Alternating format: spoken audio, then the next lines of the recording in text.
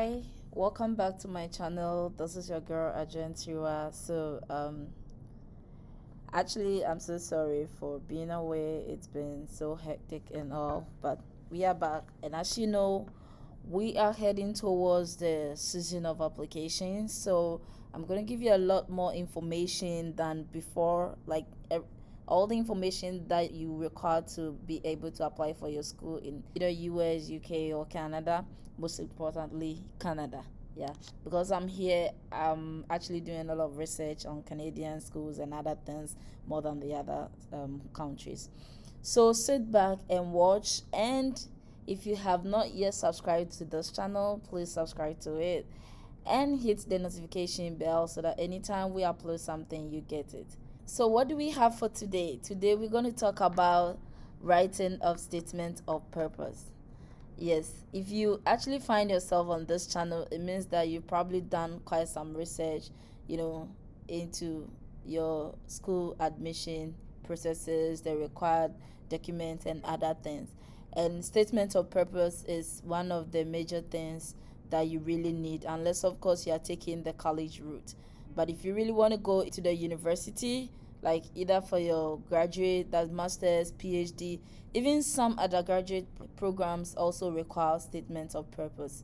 So, in short, statement of purpose will give the recruitment officer or the admission officer an overview of who you are, what you do, what your interests are, why you're applying to the program, why the country. Like most schools will give you a certain um, number of words to do with to write in it, usually 500 words, but some schools will not give you.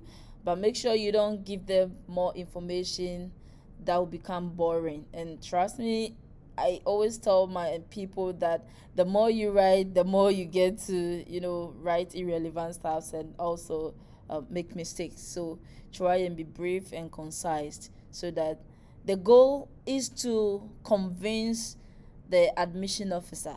That is the goal. If you get it from that angle, you are good to go. Yes. So just a brief summary of these things that I talked about, then you are good to go. Yeah. So statement of purpose, I have classified statement of purpose into 5 stages. And what are the stages? The first stage I say is how the journey began. How the journey began. So people are going to be like, what journey? How did it begin? Yes. Before you can think of applying to a school for either your master's or your PhD program, you have a certain or specific field that you really want to do it in. Either you are continuing whatever you started from your undergraduate or your master's, or you probably want to divert. So the chosen field that you are currently acting within, how did you get into that? What inspired you? Why this program? Why engineering? Why education? Why economics? Why not the other way around? Now, when you identify those things, how did they begin? So, usually I tell people that when you want to write this part of it, try and make it like an anecdote. Yes, you try and put it in a very nice story, because that is basically the introductory part of it, and so that should catch the reader's attention. Yeah, that should be something that will be a little bit of fun, a little bit of providing much information to get a person's attention to, okay, let me read ahead and see what this person has. So it could be this particular thing, the journey began, could be about probably taking up a role in your career path, or probably listening to people in a certain career or profession that got you interested, and be like, okay, this sounds interesting and I really want to dive more into it or something. So I personally write my how the journey began, like talk about my infancy, talk about my educational journey so far, like the programs I did that brought me to where I am.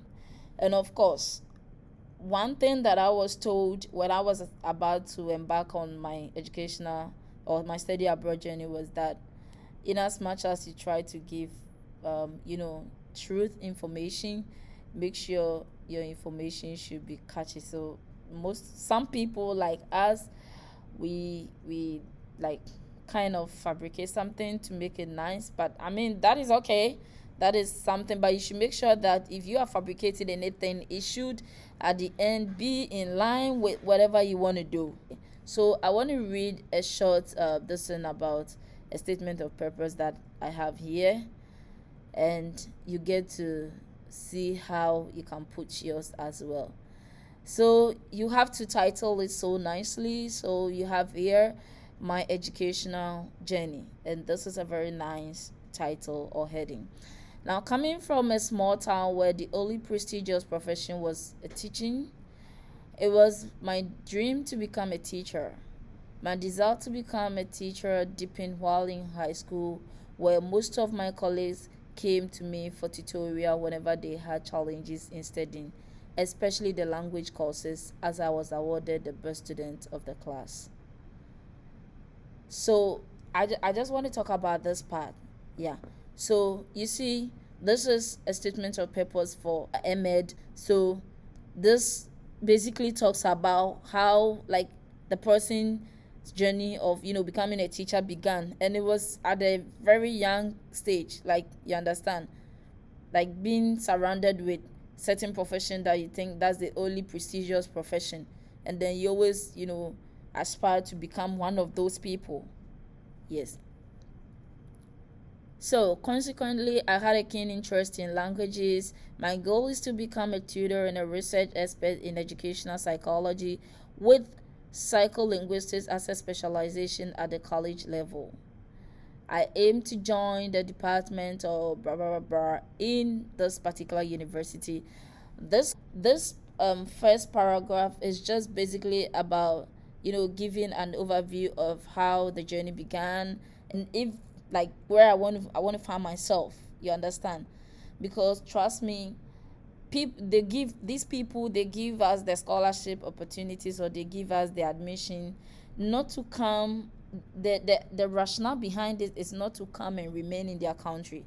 However, to come get the knowledge, go back to your country and help your country out, so your country does not come back to them every day for a loan, on those kind of, like, you are depending on them. So you just have to put it there for them, make it look like, okay, give me the chance, I'll come and study, I'll go back and help my country. So I will become self-reliant, and my country will also become self-reliant. Okay, so basically that is just about the first part of it. So anyhow you want to put yours, you are free to put it in a story form, or if you want to go straight away, like, okay, I studied economics because that was what my father chose for me. Of course, some people don't get the opportunity to choose what they want to do. I know this is a very common thing in most of the countries in Africa. Your parents want you to do this and you have no choice because they are paying the fee. Open your mouth and that'll be all. Yeah. So you can put it anyhow you want to put it, but make sure that it will be catchy, it will be convincing enough, to anybody who picks it and read it. Now, the second part of it that I want us to look into it is the journey so far. And this part is just to talk about like what you have done. You have the dream, you have the desire, you are aspiring to become something, to become somebody. What have you done to get to those goals? And this basically is just anything that has nurtured your interest. The interest is there, anything that has nurtured. So it could be your education, it could be your volunteering works, it could be your professional works or whatever.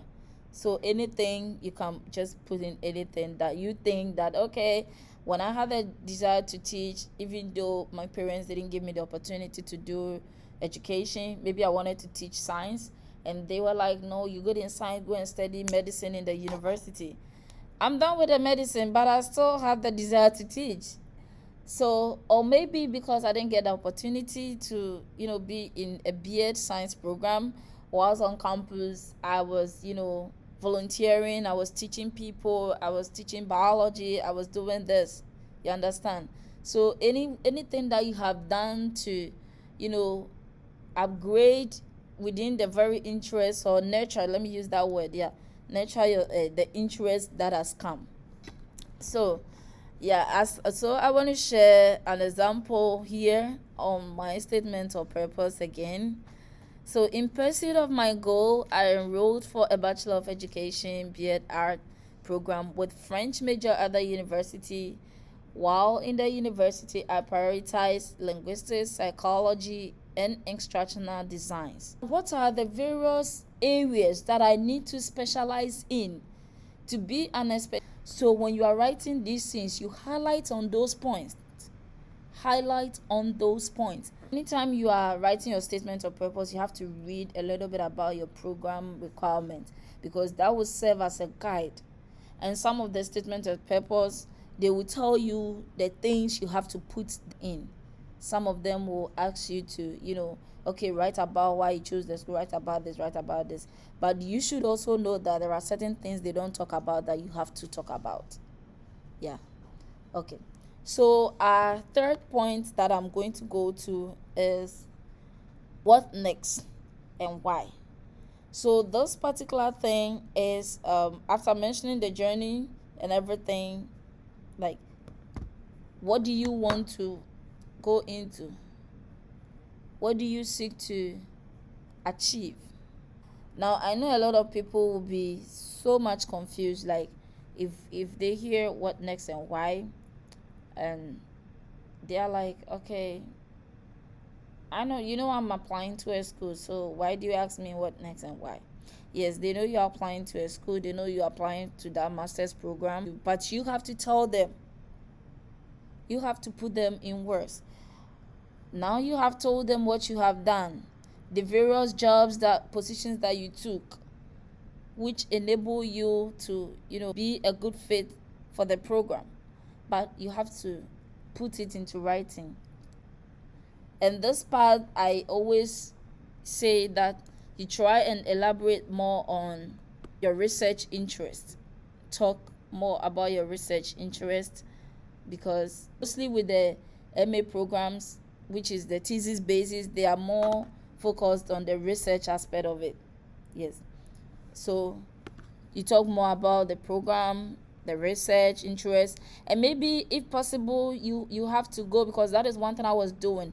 I usually go to the school's faculty, or the program's faculty, get to the faculty members, read about their credentials, and then see those whose research areas align with mine. Yes, it's something I was doing by then when I was applying for my schools. And so usually in my SOP, I'll just put it in that I've read this person's credentials, and I think it aligns with my sorry. So this is more step to, it's like you're going into a research program and you just want to tell them that, okay, you are not just a lazy student whom they can pick. You are somebody who, go to the extra mile to, read, get much information, and, use it. So let me quickly read what I have here so you can get an overview of what I'm talking about. So I'm interested in doing my Master of Art in Applied Linguistics, and my research focused on the influence of the Twi language on the learning of French in high schools among the Akans in Ghana. This is very important because it will help bridge the gap between the various ethnic groups as far as teaching and learning of French is concerned. So you see, this is where I introduce my research topic, that hopefully if they give me the chance, if they give me the opportunity to be part of them, I would research on. And mind you, anytime you're applying for a program, the program is there. It could be lame, like you just see, okay, like English or probably sociology or something like geography. But sometimes, depending on the school, each school has specific research areas that interest them. So make sure you read those things. That is where you have to go into the faculty members, credentials. Get to know what they are interested in. Because in my search for school, I noticed that in as much as MA French or MA Applied Linguistics was there were certain schools that they didn't like their research lesson wasn't so much into social linguistics, or most of them for social linguistics. Some of them you see psycholinguistics was one of the major things. They were most of the schools were concerned about that, but there were other, like the learning of L1, L2, some of them they weren't interested in those things. So if you want to apply before you write your SOP, make sure that you search on those things. So you talk about this, and then I go and say the attainment of such nuances as well will enhance my ability to function as a tutor, work with research institutions, and deal with challenges facing the French education profession in the 21st century. So you are just highlighting on the part that if you get the knowledge you require, these are the things you would probably use it for. You understand? You won't just take it and go. So basically that is that. So this part also, I encourage people to, sell yourself a little bit when you're writing your statement of purpose. Especially if the program is a thesis program. Thesis program, they require people with critical thinking. They require people who can work independently. Like, it's not, of course, when you don't understand something, you have to, get more explanations or information about whatever thing from your supervisor. But it shouldn't be somebody who, when the person writes, sir, did you see that? Is it correct? So you can search on it. There are usually some qualifications that they do require. So this is a part that you have to sell yourself. So this is how I used to sell myself a little bit. I have an analytical mind, the ability to stay focused, and intelligence. Research requires critical analysis, but most of all common sense. Besides, I'm a quick thinker, curious, committed, passionate about delving deeper to unearth more insights. And I have excellent written and verbal communication skills. Yes, these are exceptional qualities that set me apart as I aspire to be a researcher in the Applied Linguistics program. I hope to enroll as a full-time student, and I do seek for graduate assistantship. So you saw yourself a little bit, like give them that, uniqueness about you. You put them into writing, give them that information, convince them, let them be aware that you won't be a problem to the department. You won't be somebody who will be, hanging on in the department for like 6 years for just a 2-year program. Some people are so lazy that when they are enrolled on a program like 2 years, they end up doing it for like 6 years. Yes, tell them, convince them that this is not going to happen to you. And then the last part one actually that I want to talk about is, this is a study abroad program, and so there's always that big question mark, like, why not your country? Why the destinated country? In fact, why even not a different country? You want to come to Canada. Why Canada? Why not US? You understand? Why, okay, you are in Canada. Why Humber College? Why not Conestoga? Why University of Toronto? Why not University of Saskatchewan? So this part of it, some schools will put it on their website that write about this. Others wouldn't. But whether it is there or not, make sure you put that in, because that is important. Yes. That is where you convince them and give them the reason to believe that this is the right place for you. If they don't give it to you, you can't do what you want to do back home.